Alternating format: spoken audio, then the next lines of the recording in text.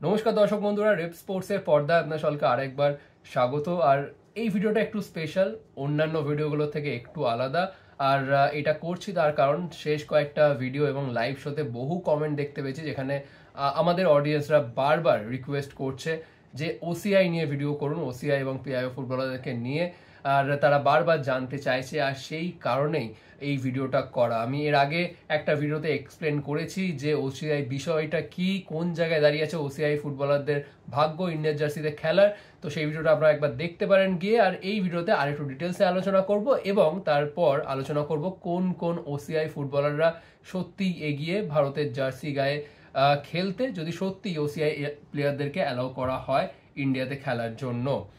এবার আপনারা অনেকেই জিজ্ঞেস করছেন ওসিআই কি অ্যালাউ হয়ে গেছে, গভর্নমেন্ট কি অ্যালাউ করে দিয়েছে? এখনো কিন্তু কিচ্ছু করেনি।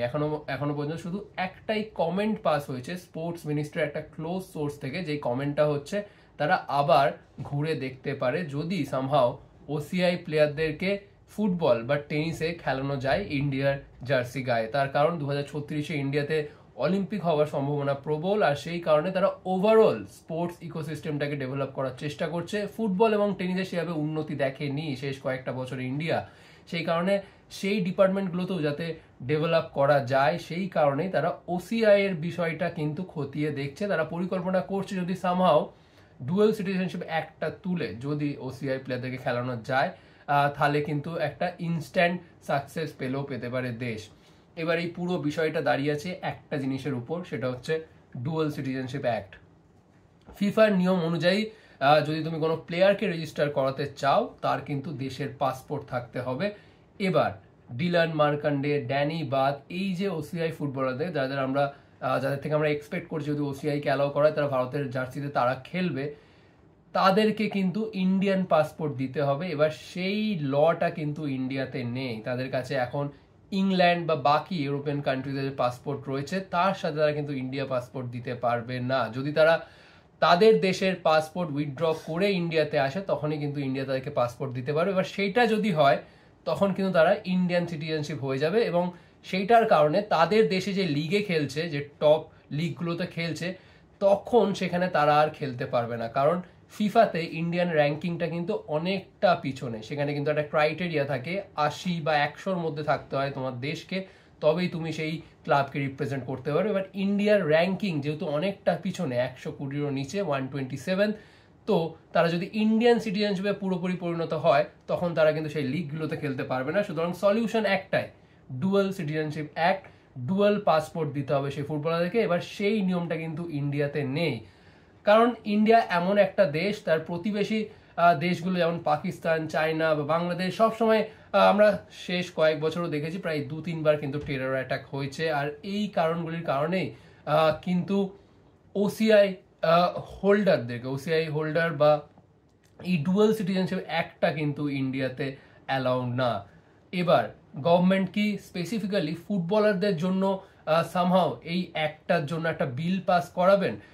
তো সেইটাই দেখার বিষয়। পুরো ব্যাপারটা কিন্তু সেইটার উপরেই ডিপেন্ড করছে। গভর্নমেন্ট এবং এআইএফএফ যদি একজোট হয়ে সামহাও এই বিলটা, এই যে ডুয়াল সিটিজেনশিপ অ্যাক্টের যে বিলটা, এইটা যদি তারা পাস করিয়ে যদি ডুয়াল পাসপোর্ট অ্যালাউ করতে পারে স্পেশালি ওসিআই অ্যাথলিটদের জন্য, ওসিআই ফুটবলার বলুন বা ওসিআই প্লেয়ারদের জন্য, তবেই কিন্তু তারা ডুয়াল পাসপোর্ট নিয়ে ইন্ডিয়ার হয়েও খেলতে পারবে এবং তারা যে দেশের লিগের ক্লাব, যে ক্লাবগুলোতে খেলছে সেই ক্লাবের হয়ে লিগও খেলতে পারে, একসাথে খেলতে পারে। ঠিক যেমন বাংলাদেশের হামজা চৌধুরী, সৌমিত সোম বাংলাদেশের ন্যাশনাল টিমের হয়ে তারা খেলবে, তার সাথে তারা যেই লিগে যে ক্লাবের হয়ে খেলছে তাদের হয়েও। তো এতক্ষণ আপনাদেরকে এক্সপ্লেন করলাম পুরো ওসিআই বিষয়টি কিসের উপর দাঁড়িয়ে আছে। এবার এই ভিডিওতে কথা বলবো হচ্ছে কোন কোন ওসিআই ফুটবলাররা দৌড়ে এগিয়ে আছে যদি সত্যি ইন্ডিয়া ওসিআই ফুটবলারদেরকে অ্যালাউ করে ভারতীয় জার্সি গায়ে খেলার জন্য। প্রথমে আমি যে নামটা নেব সেটা হচ্ছে ড্যানি বাথ। আপনারা অনেকেই শুনেছেন, তিনি সেন্টার ব্যাক পজিশনে খেলেন, এখন খেলছে ব্ল্যাকবার্ন রবার্নসে। ইংল্যান্ডের এটা হচ্ছে সেকেন্ড টায়ার লিগ, ব্ল্যাকবার্ন রবার্নসের হয়ে এখন খেলছে ড্যানি বাথ।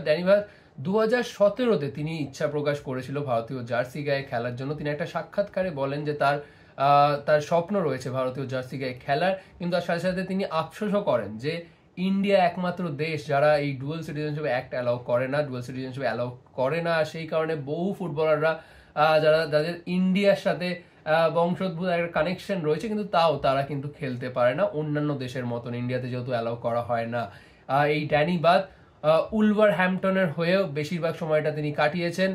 তার এখন ইংলিশ সিটিজেনশিপ রয়েছে, ভারতীয় ওসিআই হোল্ডার, তিনি ওসিআই হোল্ডার, তার বাবা থ্রু দিয়ে তার ইন্ডিয়াতে একটা কানেকশন রয়েছে।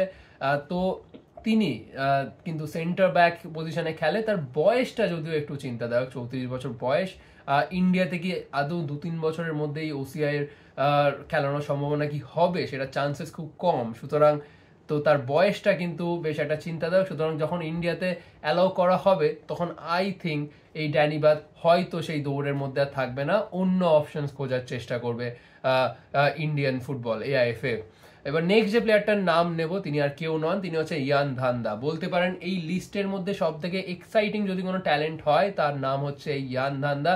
তিনি হচ্ছে নাম্বার 10 সেন্ট্রাল অ্যাটাকিং মিডফিল্ডার। ইংল্যান্ডের হয়ে বয়স ভর্তি ক্যাটাগরিতে ইংল্যান্ডের জাতীয় দলে তিনি খেলেছেন, আন্ডার 16, আন্ডার 17 ইংল্যান্ড ন্যাশনাল টিমের হয়ে তিনি খেলেছেন। এখন তিনি খেলছেন হচ্ছে স্কটিশ প্রিমিয়ারশিপে হার্ট অফ মিডলোথিয়ান বলে একটা ক্লাবে খেলছেন, একদম ফার্স্ট ডিভিশনে। Without any doubt high quality midfielder তিনি। তার মার্কেট ভ্যালুটা যদি দেখেন বেশ ইমপ্রেসিভ। তাই নয়, কয়েকদিন আগেই 26 বছরের এই মিডফিল্ডার ইয়ান ধান্দা তিনি মানলো মার্কুসের সাথেও তিনি কথা বলেছেন এবং তার কাছে তিনি ইচ্ছা প্রকাশও করেন যে তিনি ভারতের জার্সি গায়ে খেলতে চায়। কিন্তু আনফর্চুনেটলি যেহেতু ইন্ডিয়াতে এখনো ওসিআই ফুটবলারকে অ্যালাউ করা হয় না, সুতরাং ইয়ান ধান্দার কিন্তু বেশ একটা আফসোস রয়েছে। তবে উইদাউট এনি ডাউট যেই মুহূর্তে ওসিআই ফুটবলারকে অ্যালাউ করা হবে, যদি করা হয় ভারতীয় জার্সি গায়ে খেলার জন্য, তাহলে ইয়ান ধান্দা কিন্তু সেই দৌড়ে এগিয়ে থাকবে, কারণ তার টপ মোস্ট কোয়ালিটি রয়েছে। তিনি এখন যে খেলছেন সেখানে কিন্তু বেশ দাফিয়ে ফুটবলটা খেলছেন। এবং নাম্বার 10 যেখানে আমাদের কিন্তু সত্যিই একজন দক্ষ নাম্বার 10-এর কিন্তু একটা প্রয়োজন রয়েছে। এরপর যে ফুটবলারটার নাম বলবো তার কথা আপনারা অনেকবার শুনেছেন। তার কিন্তু একবার ইস্ট বেঙ্গলে আসার একটা লিঙ্ক আপ তৈরি হয়েছিল প্রায় 3 বছর আগে। ইস্ট বেঙ্গলের সাথে তার কথাবার্তা চলছিল, ইস্ট বেঙ্গল তাকে টার্গেট করেছিল, বাট আনফর্চুনেটলি কোনো ব্যক্তিগত কারণে সেই ডিলটা সম্পূর্ণ হয়নি। কিন্তু এই অমিত সিং তিনিও কিন্তু ওসিআই হোল্ডার, তিনি ইরানে খেলছেন এখন। তিনি ইরানের সিটিজেনশিপ নিয়ে ইরানের ক্লাবের হয়ে তিনি এখন ফুটবল খেলছেন।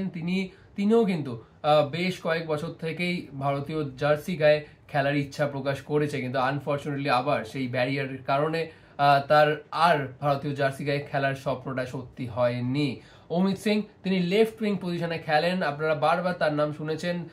ইরানে প্রায় 100টার বেশি ম্যাচ খেলে ফেলেছেন ক্লাবের হয়ে। সুতরাং তার কিন্তু একটা টান রয়েছে ভারতের প্রতি অবশ্যই, কিন্তু তার খেলার স্বপ্নটা কিন্তু এখনো পূরণ হয়নি। আর নেক্সট যে নামটা নেব তিনি হলেন দিলান মার্কান্ডে। তার মাত্র 23 বছর বয়স। আর ইয়ান ধান্দার পর আরো একটা যদি আমি বলি কোয়ালিটি ফুটবলারের কথা, তাহলে সেটা হচ্ছে এই ডিলান মার্কান্ডে। তার উত্থান হচ্ছে টটেনহাম হটস্পারের একাডেমি থেকে। Tottenham Hotspur one of the top most club of premier league, তাদের একাডেমি থেকে তিনি গ্র্যাজুয়েট হয়েছেন। এখন ইংল্যান্ডে 3rd টায়ার লিগে খেলছেন, কিন্তু তার বয়সটা কিন্তু বেশ ইমপ্রেসিভ, মাত্র 23 বছর বয়স। সুতরাং বলতে গেলে একজন ইয়াং প্রডিজি। সুতরাং ওসিআই ফুটবলের বিলটা যদি পাস হয় তাহলে উইদাউট এনি ডাউট এই ডিলান মার্কান্ডে কিন্তু এগিয়ে রাখতেই হচ্ছে। তিনি রাইট উইং পজিশনে খেলেন, তার স্পিড রয়েছে, তার গতি রয়েছে, ড্রিবলিং অ্যাবিলিটি রয়েছে, বেশ কোয়ালিটি প্লেয়ার কিন্তু এই ডিলান মার্কান্ডে।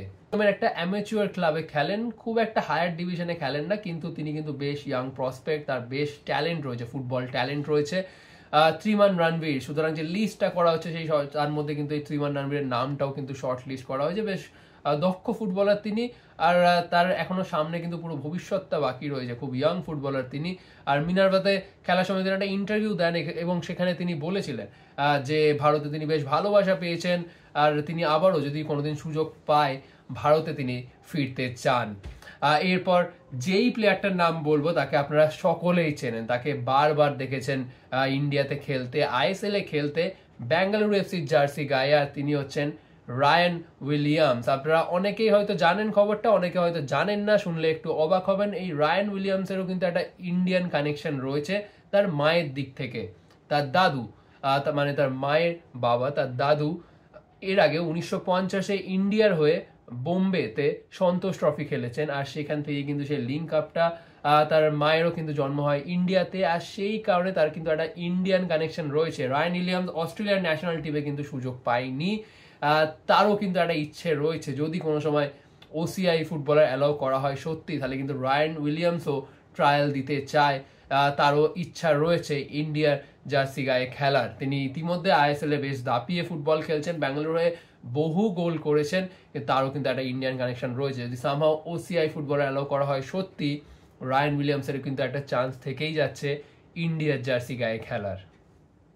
আর একদম শেষে যে নামটা নেব সে আমার খুব ফেভারিট, ব্রেন্ডন খেলা। ব্রেন্ডন, তার নামের মধ্যেই খেলা শব্দটা রয়েছে, ব্রেন্ডন খেলা। তো ইংল্যান্ডে এখন 4th টায়ার চ্যাম্পিয়নশিপে খেলছেন, আর তারও কিন্তু এখনো সামনে গোটা ক্যারিয়ারটা বাকি রয়েছে। এক বেশ তরুণ তুর্কি বলা যেতে পারে তাকে, 20 বছর বয়স, মাঝ মাঠে খেলা, একবারে প্রপার সেন্ট্রাল মিডফিল্ডার, তারও বেশ দক্ষ রয়েছে, কোয়ালিটি মিডফিল্ডার তিনি। এই ব্রেন্ডন খেলার নামটাও কিন্তু হাইলি রেট করা হয়, যখনই ওসিআই ফুটবলারদের কথা বলা হয় তখনই কিন্তু এই ব্রেন্ডন খেলার নামটা ঢুকে পড়ে। সবাই মোটামুটি তাকে নিয়ে কথা বলে, তার মধ্যে কিন্তু একটা পোটেনশিয়াল রয়েছে। তিনিও ইংল্যান্ডের হয়ে আন্ডার-16 ন্যাশনাল টিমকে রিপ্রেজেন্ট করেছে, সুতরাং বুঝতেই পারছেন তার কোয়ালিটি নিয়ে কিন্তু কোনো ডাউট নেই। এবার এইটাই দেখার ওসিআই কবে অ্যালাউ করা হবে। যদি করা হয় তাহলে কিন্তু সেই শর্ট লিস্টের মধ্যে কিন্তু এই কয়েকটা ফুটবলের নাম থাকবে এমনটা এক্সপেক্ট করা যাচ্ছে। ইতিমধ্যে যা শোনা যাচ্ছে এএফএফ কিন্তু পুরো দমে কাজ চালাচ্ছে, তারা বেশ কয়েকটা ওসিআই ফুটবলারের নাম তারা শর্ট লিস্ট করেছে, আর সেই লিস্টটা বেশ বড়। তার মধ্যে আমি কয়েকটা ফুটবলের নাম আমি তুলে ধরলাম এই ভিডিওতে, যারা এর আগে সত্যি ইন্টারেস্ট দেখিয়েছে তাদের মধ্যে, আর যারা সত্যি হাই কোয়ালিটি ফুটবলার, যারা সত্যি এসে আমাদের ইন্ডিয়াকে হেল্প করতে পারবে।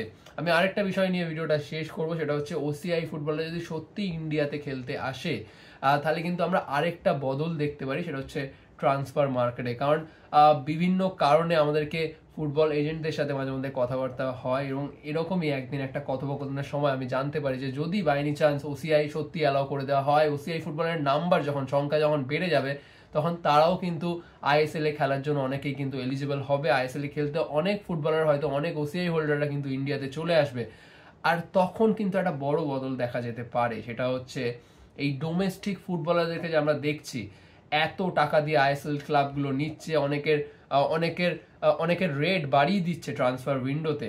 কারণ আমরা যদি দেখি ইউরোপের অনেক সেকেন্ড বা থার্ড টায়ারের ক্লাবের ফুটবলারদের থেকে আইএসএল এর ফুটবলারদের স্যালারি অনেকটা হাই। সুতরাং এই ওসিআই ফুটবলাররা যেই মুহূর্তে আসা শুরু করবে তখন কিন্তু আর এই স্টেটটা কিন্তু থাকবে না, তখন কিন্তু ডিমান্ডটা কিন্তু অনেকটা কমতে থাকবে ইন্ডিয়ান ফুটবলারদেরকে।